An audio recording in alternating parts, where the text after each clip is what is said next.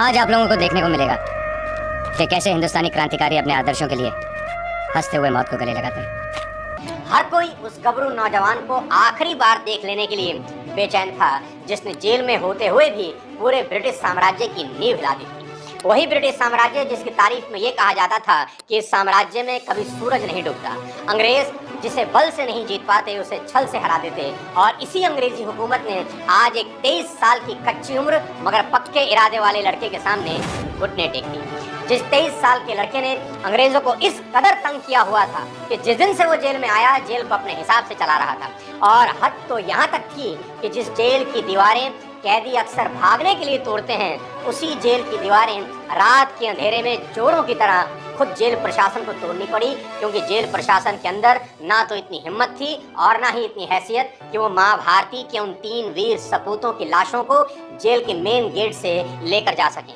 जिस अंग्रेजी हुकूमत को अपने शैतानी दिमाग पर नाज था उस अंग्रेजी हुकूमत के पूरे सिस्टम का दुनिया भर में तमाशा और मजाक बनाने वाले उस लड़के को आज ये 1.5 अरब लोगों का देश सर झुकाकर शहीद आजम सरदार भगत सिंह बुलाता है। भगत सिंह जो पिता सरदार किशन सिंह का घमंड थे, जो माँ विद्यावती देवी की आंखों का तारा थे, जिसे पंडित चंद्रशेखर आजाद छोटे भाई की तरह प्यार करते थे, जिसे सुखदेव और राजगुरु दोस्त नहीं बल्कि अपने ही जिस्म का एक हिस्सा मानते थे, जिसने जेल में रहते हुए भी अंग्रेजी हुकूमत का ग्रामर बिगाड़ दिया था, वही सरदार भगत सिंह 23 मार्च 1931 की शाम अपनी फांसी के तय वक्त से 11 घंटे पहले फांसी के तख्ते पर सुखदेव और राजगुरु के साथ खड़े थे। इनकलाब जिंदाबाद!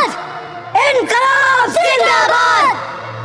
इनकलाब जिंदाबाद! मौत से कुछ इंच दूरी पर खड़े होकर भी भगत सिंह फांसी के फंदे को ऐसे देख रहे थे जैसे कोई आशिक अपनी महबूबा को देखता हो। फांसी के फंदे और भगत सिंह की इस प्रेम कहानी की शुरुआत ठीक आज से 12 साल पहले हुई बैसाखी के दिन। तारीख थी 13 अप्रैल 1919। 11 साल की उम्र थी भगत की जब सुबह से बैसाखी का जश्न मना रहे उनके गांव को अचानक एक मातम ने अपनी गिरफ्त में ले लिया।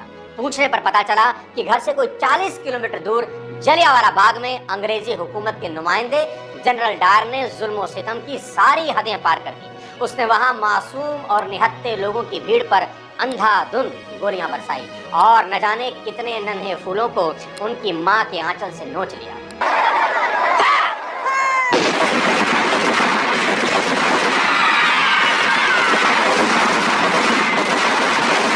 अगले दिन भगत पैदल निकल पड़े जलियांवाला बाग की तरफ। वहां पहुंचे तो वहां का मंजर बेहद दर्दनाक था। दीवारों पर लगे खून के छींटे अंग्रेजी हुकूमत के जुल्म और सितम की दास्तां बयां कर रहे थे। बच्चे बूढ़ों की दर्दनाक आवाजें अब भी वहां गूंज रही थी। भगत ने एक कांच की बोतल में जलियांवाला बाग की उस गीली मिट्टी को भर लिया जो पानी से नहीं बल्कि सैकड़ों भारतीयों के खून से तर हुई थी। 11 साल के भगत जब अपनी नन्ही उंगलियों से जमीन से मिट्टी खोदकर बोतल में भर रहे थे तो सिर्फ नियति को यह मालूम था कि उस वक्त भगत के हाथों अंग्रेजी हुकूमत की कब्र खोदने की शुरुआत हो रही थी। जलियांवाला बाग की उस मिट्टी को लेकर जो भगत सिंह घर लौटा वो भगत सिंह अब किसी का बेटा नहीं था, किसी का भाई नहीं था। वो अब लाल खून से सनी इस मुल्क की मिट्टी का लाल था। करोड़ों हिंदुस्तानियों के खून का उबाल था और जुल्म सितम की मिसाल ब्रिटानिया सल्तनत का आने वाला काल था। ये वो दिन था जिस दिन अंग्रेजों ने हजारों निहत्थे मासूम भारतीयों को तो मार दिया पर अनजाने में भगत सिंह नाम की एक ऐसी चिंगारी पैदा कर दी जो कुछ सालों के बाद पूरे देश में क्रांति की एक ऐसी ज्वाला भड़काने वाली थी जिसकी लपटों में अंग्रेजी हुकूमत को खाक हो जाना था। और इसकी शुरुआत होती है 30 अक्टूबर 1928 के दिन जब पंजाब केसरी लाला लाजपत राय को लाहौर स्टेशन पर एक अंग्रेजी अफसर स्कॉट ने लाठियों से पीटना शुरू कर दिया और तब तक पीटता रहा जब तक लाला जी लहूलुहान होकर गिर नहीं गए।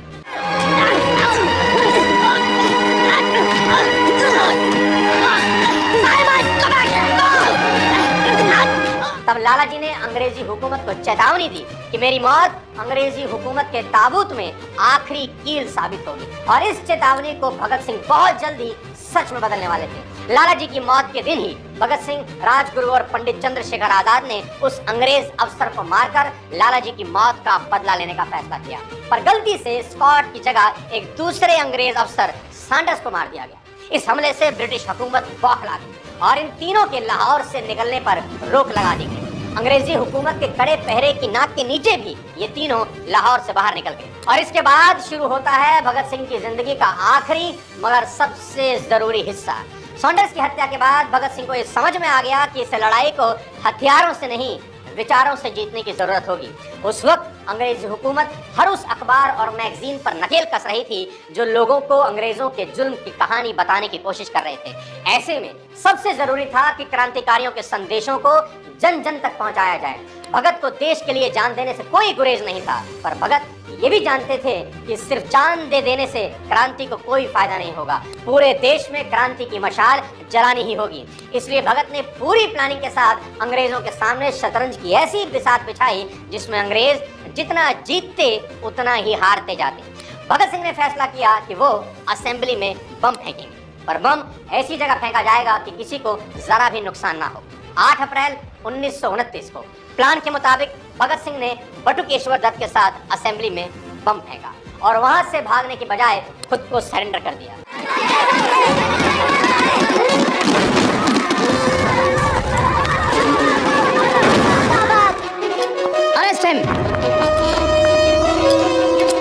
अंग्रेज खुशी से फूले नहीं समा रहे थे, क्योंकि जिस भगत सिंह को इतने वक्त से सारी अंग्रेजी हुकूमत पकड़ नहीं पा रही थी, आज वो खुद चलकर अंग्रेजी हुकूमत के चंगुल में फंस रहा था। पर अंग्रेज ये जानते नहीं थे कि भगत सिंह अंग्रेजों के चंगुल में नहीं बल्कि अंग्रेज भगत सिंह के चंगुल में फंसने जा रहे हैं। भगत का मास्टर प्लान यही था कि उन पर कोर्ट में केस चले, ताकि कोर्ट की सुनवाई को वो प्रेस कॉन्फ्रेंस की तरह इस्तेमाल करके देश के बच्चे बच्चे तक अपने विचार पहुंचा सकें। जैसे जैसे केस चलता रहा, हर सुनवाई में अंग्रेजों की मिट्टी पलीत हो रही थी, क्योंकि 500 किताबों का ज्ञान रखने वाले भगत सिंह के तर्कों को काटने वाला पूरी कोर्ट में एक भी नहीं था। अंग्रेज वायसराय लॉर्ड इरविन इसे अपनी जीत समझ रहा था और भगत अपनी ज्ञान और बुद्धि से अंग्रेजों के एक एक मोहरे को एक एक करके पीटते चले जा रहे। ऐसा ही एक फेमस किस्सा है कि एक सुनवाई में अंग्रेजों ने भगत सिंह के ही एक साथी को उनके खिलाफ गवाही देने के लिए खड़ा कर दिया। भगत सिंह ने जवाब में इतना ही कहा कि ये मेरा साथी कैसे हो सकता है, इसे तो बम बनाना भी नहीं आता। गद्दार साथी ने इतना सुनते ही पूरे कोर्ट के सामने स्टेप बाय स्टेप बम बनाने की पूरी रेसिपी सुना दी, जिसे सुनकर भगत और उनके साथी मुस्कुराने लगे। अंग्रेजों को भगत सिंह की मुस्कुराहट का असली मतलब तब समझ में आया जब कोर्ट में सुनवाई के वक्त बैठे पत्रकारों ने बम बनाने की रेसिपी ज्यों की त्यों अगले दिन अखबार में छाप दी। बम बनाने का जो नुस्खा सिर्फ भगत सिंह और साथियों को मालूम था, उस नुस्खे को भगत सिंह ने अंग्रेजों की ही कोड का इस्तेमाल करके देश के घर घर में पहुंचा दिया। बहुत जल्दी अंग्रेजों को यह एहसास हो गया कि इस खेल में भगत सिंह ने उन्हें अपना मोहरा बना रखा है, तो उन्होंने एक कानून पास किया कि कोर्ट अभियुक्त की गैर मौजूदगी में भी सुनवाई कर सकता है। भगत सिंह ने अंग्रेजों के चेहरे से शराफत का नकाब पूरी तरह से नोच लिया। सारी दुनिया को ये पता चल गया कि अंग्रेज कितने डरे और सहमे हुए हैं और कितना गिर चुके हैं। साथियों, वहां भगत सिंह जेल में थे और अब की बार भगत सिंह ने अंग्रेजों के पांव के नीचे से जमीन खींचने का एक नया तरीका अपनाया और वो था भूख हड़ताल, जो कि इसलिए भी जरूरी थी क्योंकि अंग्रेज जेल के बाहर ही नहीं, जेल के भीतर भी भारतीयों के साथ भेदभाव और जुल्म कर रहे थे। अब उनकी भूख हड़ताल एक हफ्ते नहीं, एक महीने नहीं, बल्कि 116 दिन तक चलती रही। भगत और उनके साथियों की भूख हड़ताल रोकने के लिए अंग्रेजी हुकूमत ने सारे जतन कर डाले। पहले उन्हें कोड़ों से पीटा गया, बर्फ की सिलियों पर लिटाया गया, उनका पानी तक रोक दिया गया और जब भी मन नहीं भरा तो नाक में ट्यूब डालकर खाना तक डाला गया।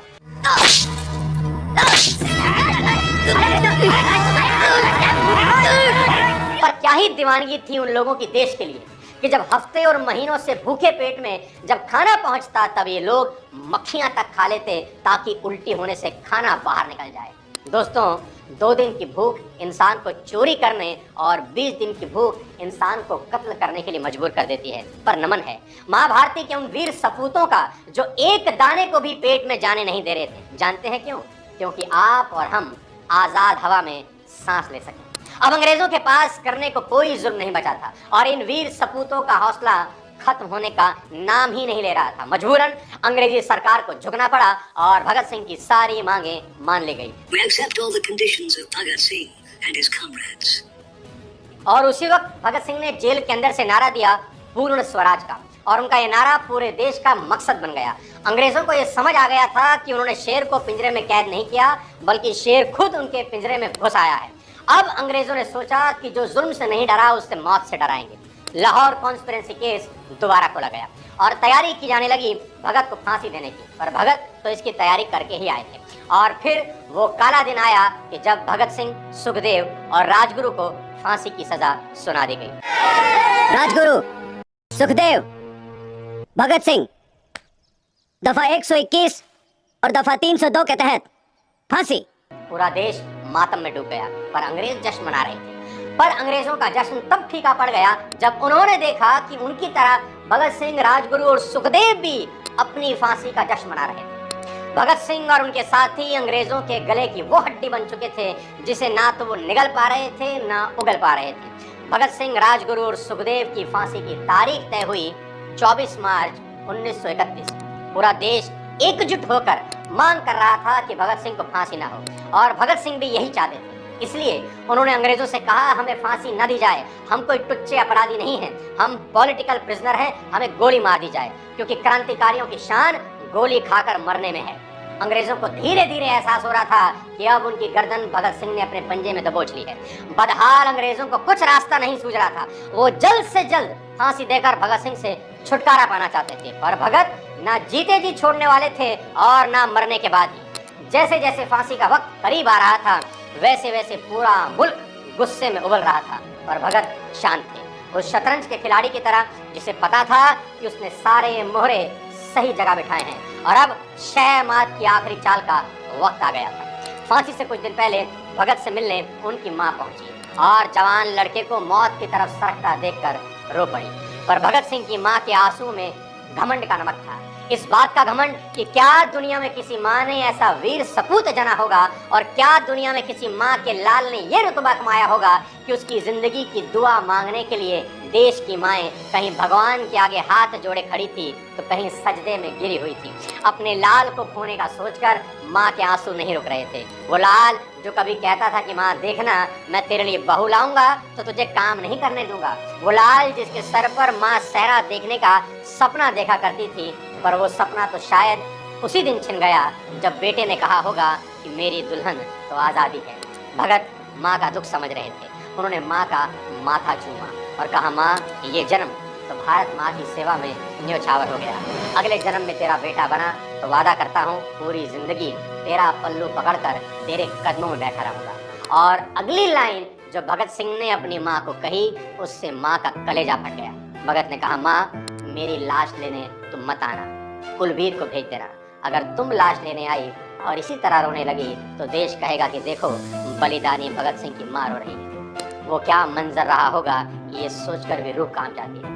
माँ से मिलकर भगत वापस अपने सेल में चले गए और पूरे देश में लोगों का गुस्सा अंग्रेजी हुकूमत से संभाले ना संभल रहा था। और फिर इसी गुस्से के डर से अंग्रेजों ने वो फैसला किया जो इतिहास की पहली घटना थी, वो घटना जो इतिहास में अंग्रेजी हुकूमत के चेहरे की कालिक बन गई, जब एक कैदी से डरकर उसके तय वक्त से पहले उसे फांसी देने का फैसला किया गया। भगत सिंह, सुखदेव, राजगुरु, उनकी फांसी की तैयारी करो। अभी? लेकिन सर उनकी फांसी तो कल सुबह। नए ऑर्डर्स आए हैं, फांसी आज शाम को होगी 7 बजे। फांसी की नई तारीख तय हुई 23 मार्च 1931। फांसी के दिन जेल के अफसर जब भगत सिंह को फांसी के लिए ले जाने उनके सेल में आए तो भगत लेनिन पर किताब पढ़ रहे थे। उनसे कहा गया कि वक्त चला है। मौत से कुछ मिनट की दूरी पर खड़ा वो मिट्टी का लाल मुस्कुराकर बस इतना ही कहता है कि मुझे लेनिन की जीवनी के आखिरी पन्ने पढ़ने दिए जाएं, क्योंकि एक क्रांतिकारी दूसरे क्रांतिकारी से मिल रहा है। भगत सिंह, वक्त हो गया है। 2 मिनट जेलर साहब, लेनिन के बारे में पढ़ रहा हूँ। एक क्रांतिकारी दूसरे क्रांतिकारी से मिल रहा है। किताब बंद करके भगत ने अफसरों से कहा कि चलो। दूसरे सेल से राजगुरु और सुखदेव भी आ गए। वो राजगुरु जिन्होंने शर्त लगाई थी भगत सिंह से कि देखना तेरे से पहले मैं मरूंगा, और नियति ऐसी कि आज उसी दोस्त के साथ मरने का मौका मिल रहा था। सेल से फांसी के तख्ते की तरफ जाते वक्त भगत ने नारा लगाया, इनकलाब जिंदाबाद। और उस नारे का जवाब बाकी कैदियों ने इस कदर दिया कि जेल की दीवारों की नींव तक कांप उठी। जेल की फिजा में राम प्रसाद बिस्मिल का ये शेर गूंजने लगा कि सरफरोशी की तमन्ना अब हमारे दिल में है, देखना है जोर कितना बाजुए कातिल में है। सुखदेव मुस्कुराते हुए अपने जिगरी यार को देख रहे थे, वही जिगरी यार जो इतना खूबसूरत था कि उसे लड़कियों से बचाते बचाते उनकी कमर टूट जाया करती थी। वही जिगरी यार आज उनके साथ फांसी के तख्ते की तरफ खुशी खुशी जा रहा था। वो जिगरी यार जिसके चुटकुले सुनकर मुर्दों को भी हंसी आ जाती थी, वही जिगरी यार आज मौत की तरफ मुस्कुराते हुए बढ़ रहा था, मानो मौत कोई मौत नहीं, कोई चुटकुला हो। सुखदेव सोच रहे थे कि इश्क की शायरी करने वाला ये लड़का इश्क में इतना वफादार निकला कि एक वक्त में एक ही चीज से इश्क किया, अपने मुल्क से। लाहौर सेंट्रल जेल की दीवारों ने बहुत लोगों को फांसी चढ़ते देखा था, पर वो दरों दीवारें ऐसे फांसी चढ़ने वालों को पहली बार देख रही थी जिनके लिए मौत वो खिलौना थी जिसके साथ वो बचपन से खेलते आ रहे थे। जब तीनों को फांसी के तख्ते पर खड़ा कर दिया गया तो फांसी पर चढ़ने वालों की आंखें चमक रही थी और फांसी देने वालों को हिम्मत नहीं थी कि वो इन तीन वीर सपूतों की निगाह से निगाह मिला सके। तीनों से आखिरी ख्वाहिश पूछी गई। भगत ने कहा, हमारे हाथ खोल दिए जाएं, हम एक दूसरे से गले मिलना चाहते हैं। कोई आखिरी ख्वाहिश तुम लोगों की? हम एक बार गले मिलना चाहते हैं। तीनों के हाथ खोले गए, तीनों गले लगे। उस मंजर को देखकर वहां खड़े सभी लोगों का दिल कराह उठा। उस दिन तीनों को दुख था, मौत का नहीं बल्कि इस बात का कि वो इस मुल्क की मिट्टी की और सेवा नहीं कर पाएंगे। उनकी आंखों के सामने फांसी का फंदा झूल रहा था। जिस फंदे को देखकर अच्छे अच्छों के पांव कांपने लगते, उस फांसी के फंदे को तीनों ने ऐसे चूमा जैसे माँ का माथा, बाप के हाथ और महबूबा के गाल चूम रहे हों।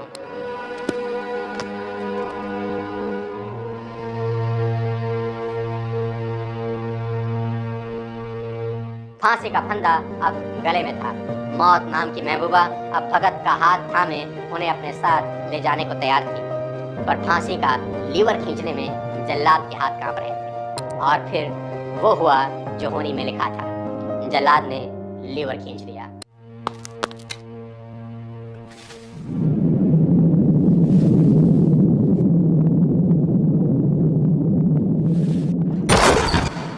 फांसी का लीवर खींचने की आवाज से पूरे लाहौर सेंट्रल जेल में सन्नाटा खिंच गया। जो जेल कुछ देर पहले इनकलाब के नारों से गूंज रही थी, वहां अब सिर्फ सिसकियों की आवाज थी। उस लम्हे में जेल के हर शख्स की आंखों में इतना पानी तैर रहा था जितना पूरी अंग्रेजी हुकूमत को डुबोने के लिए काफी था।